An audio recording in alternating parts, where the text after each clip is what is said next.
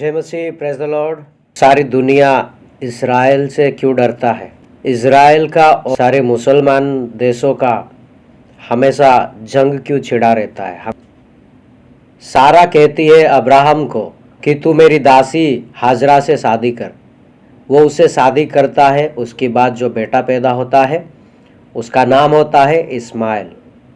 उसके बाद परमेश्वर की आशीष से सारा गर्भवती होती है, उसे एक बेटा जन्म होता है, उसका नाम होता है इसाक। इस्माइल और इसाक के बीच में दोनों भाई होने के बाद भी नहीं जमता। इन दोनों का कभी आपस में नहीं जमता। और हाजरा चाहती थी कि इस्माइल जो है वो अब्राहम का वारिस बने, लेकिन सारा चाहती थी इसाक अब्राहम का वारिस बने। देखा सारा ने हाजरा और इस्माइल इसाक के साथ बर्ताव अच्छा नहीं करते हैं, तो सारा ने कहा अब्राहम से कि इनको घर से निकाल दो। अब्राहम के दिल में ये बात सुन के बहुत तकलीफ हुआ, पर परमेश्वर ने उसे कहा जो सारा कहती है तू वैसा ही कर। और अब्राहम हाजरा और इस्माइल को घर से निकाल देता है। जब मिस्र देश में इजरायली थे गुलामी में, परमेश्वर ने उनको वहाँ से निकाला। बहुत सारी महामारी वहाँ पे भेजा। इजरायलों को जाने के लिए रास्ता नहीं था। पीछे फिरौन का सेना, आगे लाल समंदर। तब उन्होंने परमेश्वर को पुकारा और परमेश्वर ने इजरायलों को बचाने के लिए वो लाल समंदर को दो हिस्सों में बांट दिया। और इजराइल के लोग उस लाल समंदर से निकल के गए और उसके बाद फिरौन के सारे सेना उस लाल समंदर में डूब के मर गए। जब बेबीलोन में इजरायली लोगों को बंदी बनाकर लेके गए, गुलाम बनाकर लेके गए, वहाँ पर यहूदी लोग थे, दानियल उसके 3 दोस्त, जिनको कड़ी परीक्षा देनी पड़ी। उनके सामने बड़ी बड़ी चुनौतियाँ आई। वहाँ पर भी परमेश्वर ने उन्हें बचाया और वहाँ पर परमेश्वर ये साबित किया कि वो हमेशा इज़राइल के साथ है, इज़राइल के उस बच्चों के साथ है। जब परमेश्वर याकूब से लड़ा और याकूब उसे जाने नहीं दे रहा था, याकूब कहता है कि मुझे आशीष कर तो ही मैं तुझे जाने दूंगा।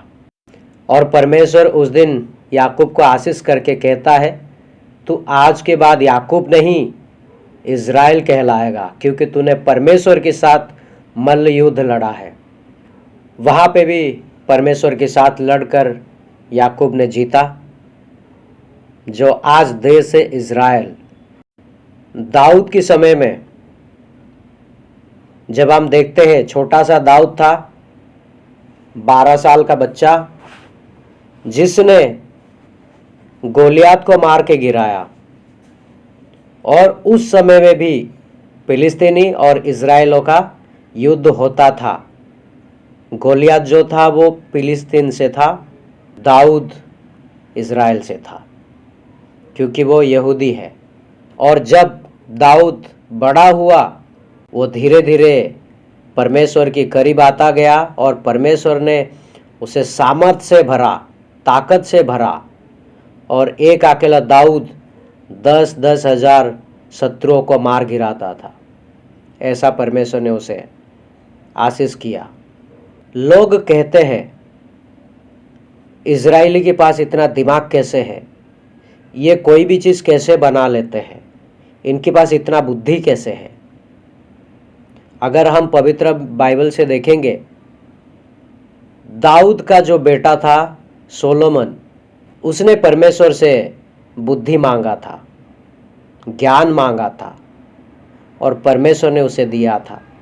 वही बुद्धि और वही ज्ञान आज इजरायलों के पास है, जो हर एक फील्ड में बहुत ही बखूबी निभाते अपने टैलेंट को दिखाकर। चाहे वो एग्रीकल्चर फील्ड में हो, चाहे वो टेक्नोलॉजी की फील्ड में हो। आज अगर लोगों के हाथ में मोबाइल फ़ोन है, वो इज़राइल का देन है। आज अगर लोग कंप्यूटर लैपटॉप चलाते हैं, वो इज़राइल का देन है। इज़राइल ने बहुत सी चीज़ें बनाया है क्योंकि उनको परमेश्वर ने बुद्धि और ज्ञान दिया, क्योंकि वचन कहता है तुम मांगोगे तो तुम्हें दिया जाएगा। इज़राइल ने मांगा और उसे मिला। और जब जब इज़राइल कमज़ोर पड़ा है, जब जब इज़राइल को ऐसा लगा कि अब हम हार जाएंगे, तब तब परमेश्वर उनके साथ खड़ा रहा और परमेश्वर उन्हें हर एक वो जंग जो कोई सोच नहीं सकता ऐसा जंग परमेश्वर ने जिताया है। इज़राइल का जो जंग चल रहा है फिलिस्तीन के साथ, हमास के साथ, हिजबुल्लाह के साथ, हम सभी का प्रार्थना है, हम सभी का दुआ है कि वो इज़राइल वो जंग को जीतेगा, क्योंकि परमेश्वर ने इज़राइल को आशीष किया है, याकूब की 12 गोत्रों में से है। और जिस तरह लिखा है पवित्र शास्त्र में, परमेश्वर ने आशीष की है और हमें विश्वास है परमेश्वर आज भी इज़राइल को जिताएगा और उसे कभी झुकने नहीं देगा, क्योंकि जो इज़राइल देश है वो परमेश्वर का चुना हुआ देश है। परमेश्वर वो देश लड़कर अब्राहम के बच्चों को दिया। परमेश्वर ने अब्राहम से कहा था कि ये देश मैं तेरे आने वाली पीढ़ी को दूंगा, और परमेश्वर ने अपने वादे के मुताबिक कार्य किया और वो देश अब्राहम की पीढ़ियों को दिया।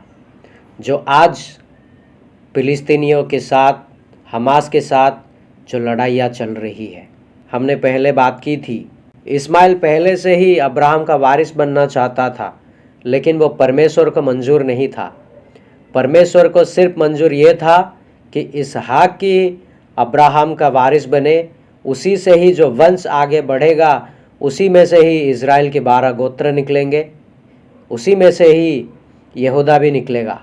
आज जो तकलीफ़ उठा रहे, आज जो दुख उठा रहे, आज जो इज़राइल में मासूमों को मारा गया, जो उनके साथ जुल्म किया गया, वो वही इज़राइल है। आज भी परमेश्वर उनके साथ खड़ा है और वो भी अपने हक की लड़ाई लड़ रहे हैं। हम सभी को भी उनके लिए प्रार्थना करना चाहिए। जिस तरह मैंने बताया कि मुसलमान देश क्यों हमेशा इज़राइल से लड़ते हैं, आपको समझ आया होगा,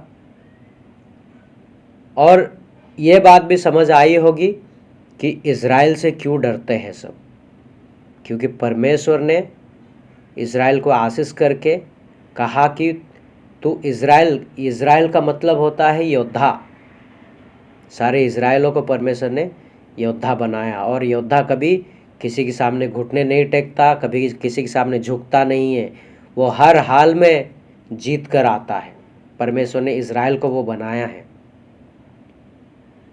और मैं उम्मीद करता हूँ आप सभी को ये जो बातें जिन को पता नहीं था आज पता चली होगी। प्रभु आप सभी को आशीष करे, इज़राइल की शांति के लिए प्रार्थना करें और परमेश्वर आप सभी को आशीष करे।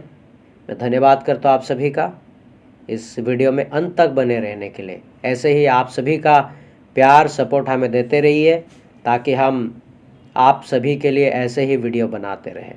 धन्यवाद आप सभी का फिर से एक बार। जय मसीह, प्रेज़ द लॉर्ड।